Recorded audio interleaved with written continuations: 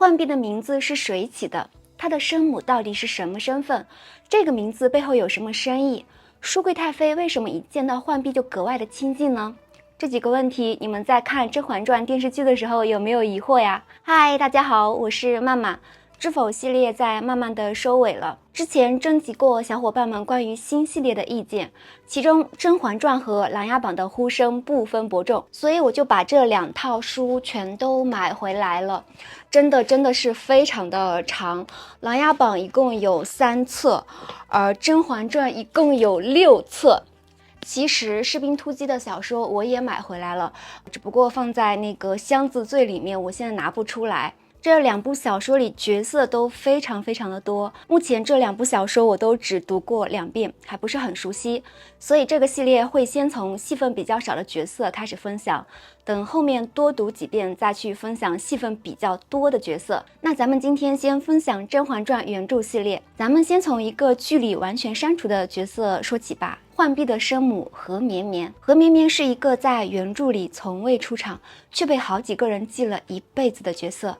他连一个正面的描写都没有，但他的名字贯穿了浣碧的身世、甄远道的秘密，还有安七观里那场让所有人都沉默的对话。百宜女子碧珠儿，她从远方来。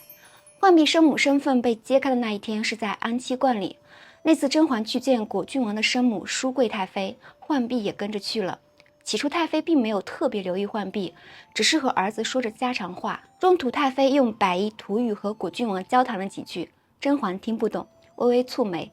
浣碧悄悄凑到甄嬛耳边说，太妃是在用百宜土语和王爷说话。太妃听到了，诧异地转过头来问，你懂百宜语吗？浣碧略迟疑了一下说，懂得。顿了顿又补了一句说，因为自己的母亲就是百宜女子。甄嬛在一旁听得心里一惊，她和浣碧一起长大，从来不知道浣碧的生母是百宜人。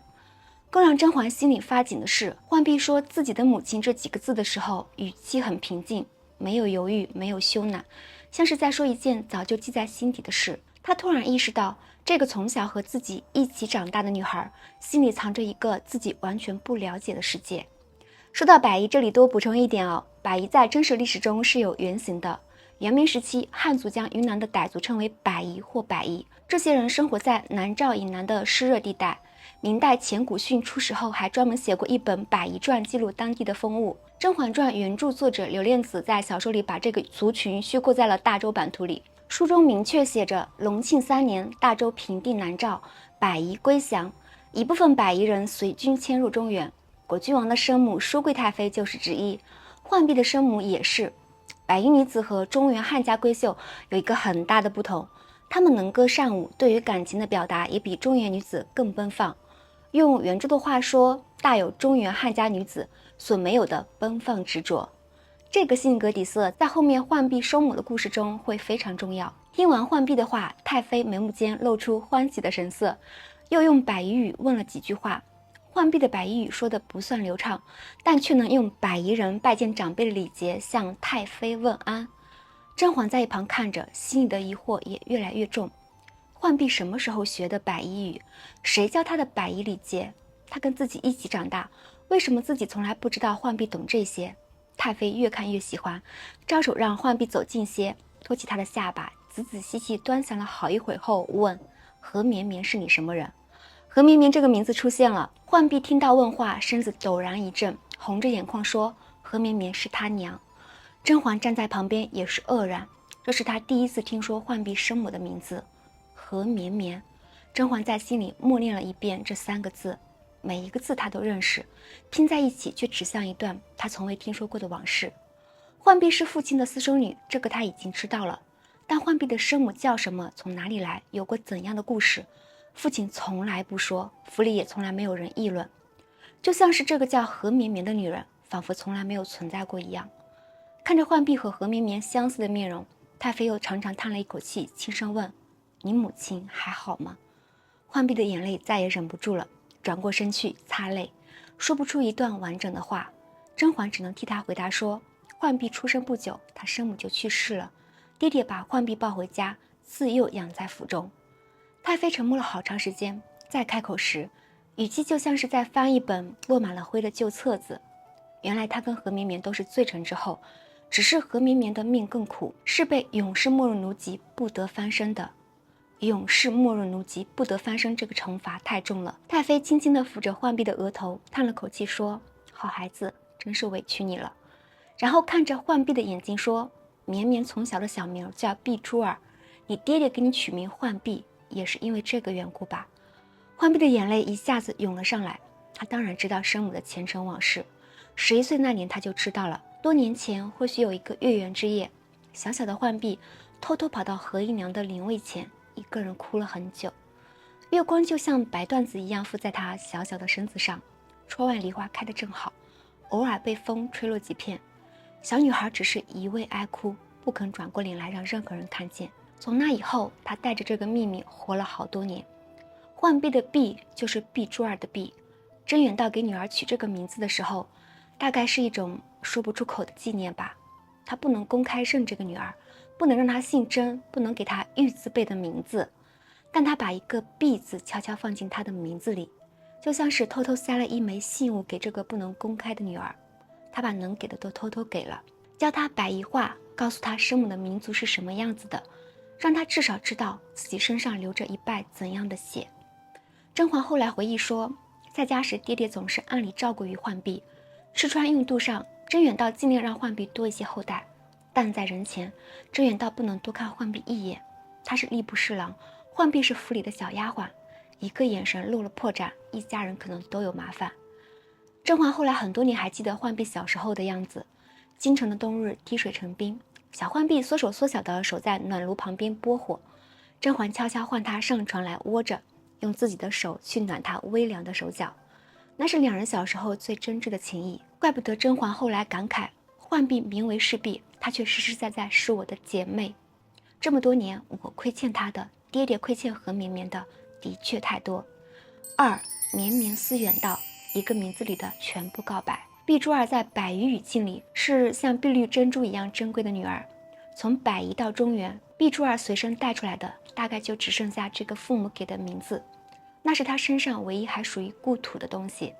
但后来她却把这个名字改了，改成了什么？绵绵。为什么叫绵绵？青青河畔草，绵绵思远道。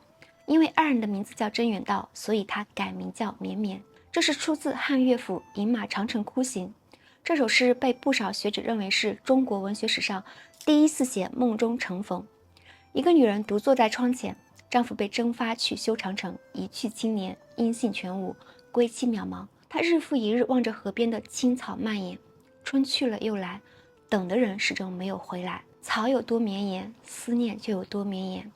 全诗20行，最精妙的就是顶针手法。青青河畔草，绵绵思远道。远道不可思，宿昔梦见之。梦见在我傍，忽觉在他乡。他乡各异县，辗转不相见。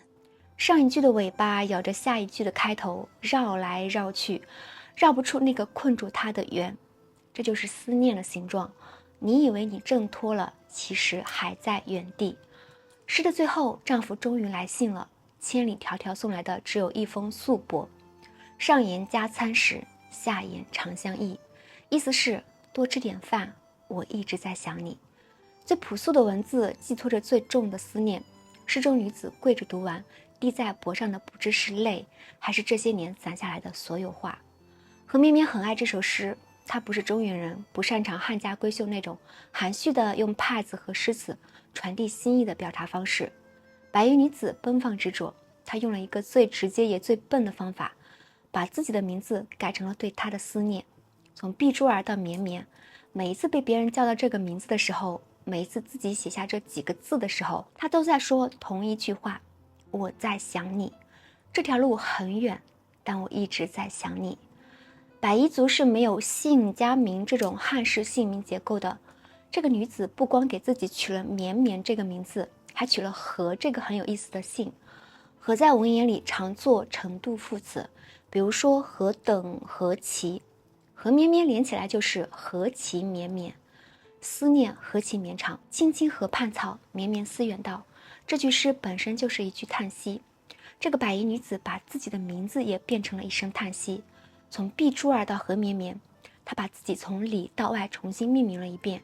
姓在说何其，名在说思念，整个名字加起来就是一句话：何其绵绵的思念。甄远道被打动了，怎么可能不被打动？但他没有办法回应这份感情，除了家中已有妻室，更因为一道绕不过去的铁律，不可娶纳罪臣之后。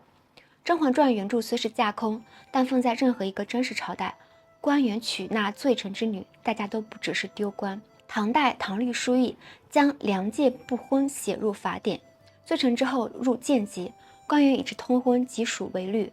宋代宋刑统有记录，除名勒庭，追回出生以来文字。这个看似温和，其实是连你寒窗10年考来的功名都要一笔勾销。到了明代，大明律写的明明白白，凡奸凌官娶为士人妻妾及女为妻妾者，杖100；女家并同罪，妻妾仍两离之，女给亲彩礼入关，杖100是可能打死人的。就算活下来，婚姻作废，女方退回本家，聘礼充公，仕途自然也就完了。而到了清代，大清律例延续明代框架，官员娶罪臣之女不仅要受刑，还可能被追究交结罪人的政治嫌疑，这比受刑更致命，因为它指向的是对朝廷的不忠。所以无论是原著的唐宋明代背景，还是电视剧的清代背景，甄远道面临的都不是一道选择题，而是一堵墙。何绵绵永世没入奴籍，不得翻身，这是他的命运。而甄远道的命运呢？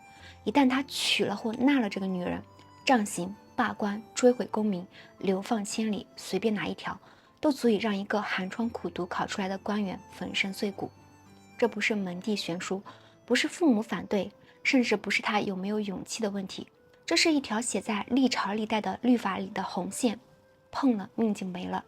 所以他能给何绵绵的只剩下一个字：藏。何绵绵藏在那座小院里，甄远道藏在仕途的夹缝里。他们唯一的女儿浣碧，从出生的那一天起，就注定了也要藏在甄府当丫鬟，藏着自己的姓氏，藏着一辈子都不知道该怎么安放的身份。但藏在暗处的不只是亏欠，也有补偿。甄嬛哥哥成亲后，带着妻子入宫拜见甄嬛，给甄嬛宫里人都带了礼物。甄嬛独独留下浣碧，拿出一个羊脂白玉的扳指给她说：“那些你和流珠都有了，这个是爹爹让哥哥带来，特意嘱咐给你的。爹爹说，怕你将来出宫思绪不够丰厚。”这是一个父亲对女儿最正常的牵挂，担心她以后的日子不好过。在甄远道这里，只能通过一个扳指，一句不能当面说出来的叮嘱来表达。浣碧接过扳指，红着眼睛说：“我从不怪爹爹。”浣碧后来伏在太妃的膝上说了一句话，她说：“爹爹说娘死的时候还叫着爹爹的名字，才咽下最后一口气的。”听到这里，太妃长长叹了口气，感叹何绵绵实在是命苦。亡族之后流落他乡，好不容易遇到一个两情相悦的人，却连一个妾的名分都得不到。之前甄嬛一直安静听他们说话，等听到太妃话里全是对何绵绵的怜惜时，忽然想起了自己的母亲。在甄嬛的印象里，母亲和父亲是再寻常不过的官宦夫妻，父母之命，媒妁之言，婚前连面都没有见过，说不上有多恩爱，但总归是相敬如宾。母亲还做主为父亲买了一房妾室，父亲却从不亲近。母亲偶然提起，也总说自己福气好，嫁了个不好女色的男人。因为想着父母相处的也很不错，甄嬛一开始不想为母亲多做分辨，可现在听到太妃怜惜何绵绵，还是忍不住开口说：“太妃不觉得我的娘亲也很可怜吗？我娘做了爹爹一辈子的妻子，明媒正娶，相敬如宾。她以为自己嫁了一个端正的君子，以为自己一生清静安丹是福气。可她从不知道，这个男人不是不好女色，只是他的心早给了别人，但他的妻子却什么都不知道。太妃一个人被蒙在鼓里，自以为幸福的过完一辈子，这样算不算另一种可怜？”太妃听完沉默了很久，才轻声说了一句：“这世间总是有数不尽的可怜人。”可是甄夫人真的不知道吗？一个女人和丈夫同床共枕10几年，枕边人的心里有没有别人，她真的一无所觉吗？其实原著正文里也有不少暗示，甄夫人是知道的，而且知道了很多年。有一次，甄夫人带玉娆进宫探望甄嬛，浣碧随侍在侧，穿的是上用的宫锦，鬓发间带着华丽的饰品，非常惹人侧目。甄夫人看到了，轻轻对甄嬛说：“我知道你心疼浣碧，但你身边的侍女如此装束，实在是逾矩了。甄嬛不知道母亲已经知道了浣碧的真实身世，笑着说浣碧和流珠跟自己一起长大，情同姐妹，偶尔打扮好一些也没什么。甄夫人没有争辩，意有所指地说，情同姐妹毕竟也不是亲姐妹。说完还伸手指了指旁边翻书的玉娆，说这才是你的亲妹妹。甄嬛当时没听出母亲话里的深意，但甄夫人心里清楚，浣碧是甄远道的女儿，她只是不说，这是她为人处事的谨慎。不仅自己谨慎，也是这样教导甄嬛的。甄嬛感慨一秋无价宝，难得有情人时，甄夫人立刻捂住她的嘴说，含情欲说宫中事，鹦鹉前头不敢言。还对甄嬛说，哪怕是寻常夫妻间也少不得谨慎二字来保全恩爱，更何况是帝王家，你与皇上还有君臣之分。甄夫人自己就是靠着谨慎过了大半辈子，她是个极美的女人，也是全书最像纯元皇后的人，美得让亲戚们半是奉承半是艳羡地说，难怪甄远道这么喜欢你，多年来都不肯纳妾，最后即便纳了如花似玉的年轻小妾，也不过是做个摆设罢了，看都不肯多看一眼。甄夫人听了只是淡淡一笑，她知道哪怕自己容貌再好，丈夫的心也不是在自己身上的，当然也不是在那个年轻的侍妾身上的。有一次回家，那个侍妾扶着甄夫人进门，鬓边的翡翠珠花被风吹得铃叮作响。甄远道听到声音回过头看，但他并不是去看那娇美的侍妾，而是盯着侍妾鬓发上的那一抹翠色，愣神良久。翠色，碧色，那一瞬间他想到的不是眼前的妻妾，而是一个名字里带着碧字的女子。甄夫人在旁边什么都看在眼里，但她只是装作没看到，继续平静地往前走。这样的日子过了很多年，甄远道和甄夫人的关系用相敬如宾4个字就够了，客气体面，井水不犯河水。直到甄嬛失宠，甄家被抄，一家子人被发配蜀中，两人的关系才发生变化。在蜀中什么都变了，甄远道虽然还是为官，但家中已经困顿到请不起仆妇，差不多的活计都要甄夫人和玉娆等人亲手做。到蜀中的第一天，甄夫人还是破旧不堪的住处，二话不说就卷起衣袖，端过清水，利索地打扫起来。玉娆都看呆了，没想到终日养尊处优的母亲还有这样的一面。甄远道在一旁也是动容不已。在蜀中的日子，没有仆妇，没有礼数，没有经常官场的那一套，甄远道和甄夫人倒是真正的亲密起来。玉娆后来在番外里也感慨说，蜀中岁月，他才渐渐发现，父亲与母亲相亲相爱，不再如宾。或许不幸中的幸事，甄府这一场滔天祸事，算是真正成全了父母的半世姻缘吧。后来甄嬛回宫，甄家也回了京城。再后来，浣碧以甄家二小姐的身份出嫁，甄远道在祠堂里为何绵绵正式设了灵位，以妾室之位供奉入祠，永祥香火。他站在灵位前，用很低很低的声音说了一句：“绵绵，玉隐此去，你也可以安心了。”他说这话的时候，甄夫人踏着月光走了进来，看着灵位，甄夫人平静地说：“玉隐是孝女，何绵绵可以含笑九泉了。”甄远道几乎不敢相信自己的耳朵，震惊地说：“新罗，你竟然知道绵绵？”甄夫人神色不动，还是淡淡的说：“不知，我什么都不知。你不告诉我，我便是不知，知也不知。这些年，我心里只知道一件事：你愧对他，你心里放不下。可是事到如今，夫君，你也可以放下了。”看着妻子平静的面容，甄远道终于说出了当年的真相。甄嬛出生那一年，他和何绵绵有了私情。何绵绵待他情深意重，他几次想纳他进府，可每一次要开口的时候，看到妻子的脸又犹豫了。就这么一拖再拖，何绵绵产后抑郁，抱憾而亡。甄夫人听完，按住了父亲的嘴，轻声说：“什么都别说，我什么都不想听。这些年你对我如何，我心里有数。绵绵思远道，远道却是愧对绵绵。”甄远道眼角的泪光在祠堂的烛火里闪了一下，愧疚地说：“新罗，是我对不住你，叫你心里难为了这么多年。”甄夫人却笑了一下，握住丈夫的手说：“当日一错，你也难过半生。你若真有亏欠之心，便拿你下半辈子慢慢补偿我。”所以甄夫人一直都知道，她只是选择了沉默。大家闺秀的教养，夫妻之间的谨慎，半辈子的忍让，他用这些把自己裹了起来，裹了几十年，直到蜀中的风沙把那些东西一层一层的磨掉，直到祠堂里的月光照进来，他才终于说出口：你可以放下了。而何绵绵呢？他是这3个人里唯一一个把什么都说了的人。他把名字改成了思念，把命给了那个不能娶她的男人，到死都在叫他的名字。他没有得到名分，没有得到承认，甚至没有得到一个可以公开哭泣的身份，但他把能给的都给了，干干净净，不欠任何人。每次看到何绵绵的故事，总会想起另一个女子，童话作品《步步惊心》里的绿芜。绿芜也是罪臣之后，明氏案牵连，家族覆灭，绿芜流落京城，成了雅妓。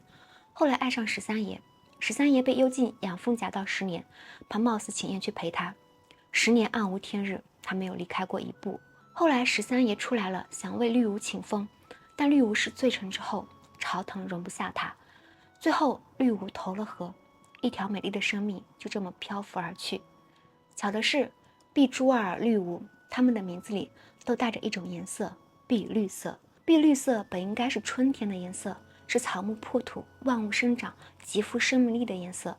但这2个女子的一生，一个消磨在思念里，一个沉没在河水里。绿色没有给他们带来生机，反而衬得他们的结局更加荒凉。有时候也会想，名分到底是什么呢？甄夫人有名分，明媒正娶，相敬如宾，但她丈夫的心半辈子不在她身上。何绵绵没有名分，连个妾都算不上，但甄远道念了她半辈子。